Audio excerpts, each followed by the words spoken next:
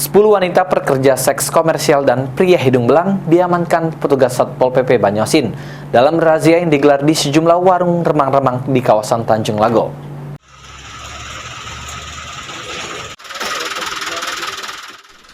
Sebanyak 10 wanita pekerja seks komersial dan lelaki hidung belang diamankan petugas Satpol PP Banyuasin dalam razia yang digelar petugas gabungan Satpol PP dan TNI di warung remang-remang kawasan Tanjung Lago.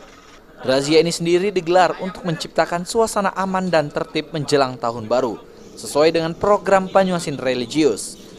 Kasatpol PP Banyuasin berharap Banyuasin jauh dari image tempat maksiat, meski Banyuasin merupakan salah satu kawasan industri yang banyak terdapat pekerja yang menjadi incaran para PSK.